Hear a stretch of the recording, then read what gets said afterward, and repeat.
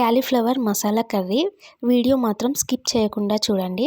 Hi friends, welcome to my channel. First time నా channel కొత్త వాళ్ళు చూసేది ఉంటే సబ్స్క్రైబ్ చేసుకోండి ఫ్రెండ్స్. లైక్ చేయండి, కామెంట్ చేయండి, ప్లీజ్ సపోర్ట్ చేయండి. ఫస్ట్ ఒక గిన్నె పెట్టేసుకొని 2 స్పూన్స్ వరకు ఆయిల్ వేసుకోవాలి. అందులో 2-3 లవంగాలు, ఒక చిన్నది దాల్చిన చెక్క, ఒక బిర్యానీ ఆకు ఇవి వేసుకొని 1/2 స్పూన్ వరకు జీలకర్ర కూడా యాడ్ చేసుకోవాలి. ఇవి వేగినాక పచ్చిమిర్చి, ఆనియన్స్, కరివేపాకు ఇవి వేసేసుకోవాలి. ఈ ఆనియన్స్, పచ్చిమిర్చి మంచిగా పచ్చివాసన పోయే వరకు మంచిగా ఫ్రై చేసుకోవాలి.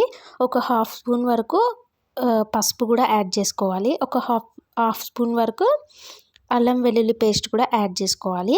ఈ అల్లం వెల్లుల్లి పేస్ట్, ఆనియన్స్ మంచిగా పచ్చివాసన పోయే వరకు ఫ్రై చేసుకున్నాక మనం తీసుకున్న ఒక 3 మీడియం సైజు ఆలు తీసుకున్నాను.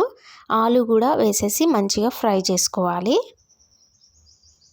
ఆలు ఎక్కువ తీసుకోవద్దు, ఎందుకంటే ఇక్కడ మనం క్యాలీఫ్లవర్ మసాలా కర్రీ కాబట్టి ఎక్కువ తీసుకోవద్దు. ఇది ఆప్షనల్ మాత్రమే. ఆలు వేసుకోకపోయినా ఏం కాదు. నా దగ్గర ఆలు ఉంది కాబట్టి ఆలు యాడ్ చేశాను. ఆలు వేసి చేస్తే చాలా బాగుంటుంది కర్రీ. ఈ ఆలు కూడా ఫ్రై అయ్యాక మనం తీసుకున్న క్యాలీఫ్లవర్స్ని కూడా యాడ్ చేసేసుకోవాలి. ఈ క్యాలీఫ్లవర్స్ని నేను వేడి నీళ్ళల్లో వేసాను, ఎందుకంటే క్యాలీఫ్లవర్స్లో ఏమన్నా పురుగులు అలాంటివి ఏమన్నా ఉంటే వాటర్లోకి అడుగునికి వెళ్ళిపోతాయి. అందుకే నేను హాట్ వాటర్లో ఒక 5 మినిట్స్ వరకు అలాగే వదిలేసాను. ఇప్పుడు రుచికి సరిపడా సాల్ట్ కూడా యాడ్ చేసుకోవాలి. ఇలా మధ్య మధ్యలో కలుపుతూ ఉండాలి. మూత పెట్టేసి మూత మీద వాటర్ పోసేసి ఇలా మధ్య మధ్యలో తీసి కలుపుతూ ఉండాలి. వాటర్ ఎందుకు పోసానంటే ఈ ఆవిరికి మంచిగా ఉడుకుద్ది కర్రీ అండ్ మాడదు కూడా కింద, అందుకే నేను వాటర్ పోసాను.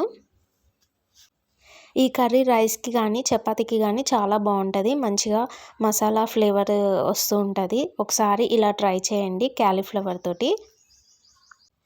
ఇప్పుడు 3 మీడియం సైజు టమాటాలు తీసుకున్నాను. ఈ టమాటాలు కూడా వేసేసి మనకి రుచికి సరిపడా కారం కూడా యాడ్ చేసేసి కలపకుండా అలానే మూత పెట్టేసేసి ఒక 5 మినిట్స్ వరకు ఉంచేసేయాలి మంచిగా, ఎందుకంటే టమాటా మంచిగా ఉడుకుద్ది మిడిల్లో వేసాం కాబట్టి. ఇలా మూత పెట్టేసి ఒక 5 మినిట్స్ తర్వాత మూత తీసి మొత్తం టమాటా క్యాలీఫ్లవర్ అంతా మిక్స్ అయ్యేలాగా కలిపేసుకొని మూత పెట్టేసి ఒక 2-3 నిమిషాలు వదిలేసేయాలి. ఇంతే అండి, సింపుల్గా ఈజీగా ఉంటుంది. మసాలా ఫ్లేవర్తో బాగుంటుంది టేస్ట్ మాత్రం. కొన్ని వాటర్, నేను ప్లేట్లో ఉన్న వాటరే యాడ్ చేసేసాను.